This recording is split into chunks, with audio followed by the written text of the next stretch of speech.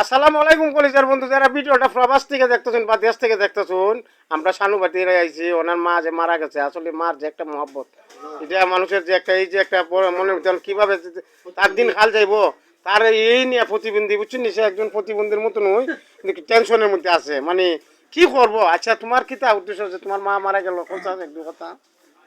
আসসালামু আলাইকুম প্রিয় দেশবাসী, আমার যদি কোনো ভুল ত্রুটি হয় আপনারা মাফ করে দিবেন। আমার থানা আজমিরি, ইউনিয়ন খাখাচৌ, গ্রাম শরীফপুর, আনন্দপুর। আমার নাম হইল মোহাম্মদ সালেম।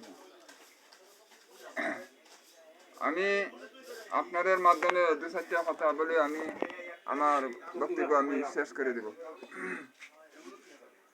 আমার বুড়া একজন আম্মা আসিন আমরারে দেখছেন নিচে।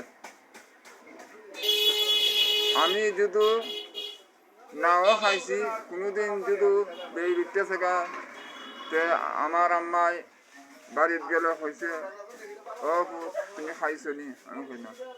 হতে হতে বেল কইতা হস এখন এখন মার মতন দুনিয়ায় দরদি আর সহজ সরল মানুষ। আমি একজন প্রতিবন্ধী মানুষ, একজন প্রতিবন্ধী মানুষ। আমি কোনো কাজকর্ম করতে পারি না। আমার একজন ল্যাংরা ভাই আছে, বাইর ঘরের বাতিজা আছে।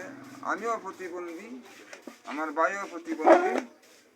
এখন আমার মা আসিন বালা আমরার এই সংসার চালাইছে, আর আমিও বাজারে থাকি।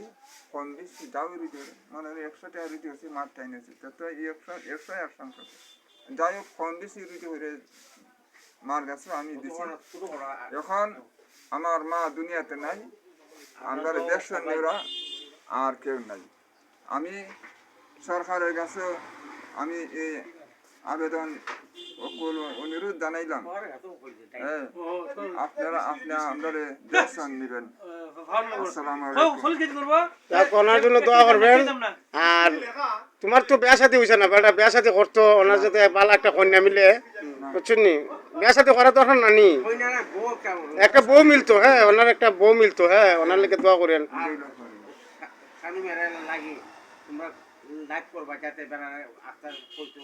হ্যাঁ, বেটা নিয়ে লাইভ করবা, কারণ বেটা পরিস্থিতি তো বেটা বিয়া শাদী করতে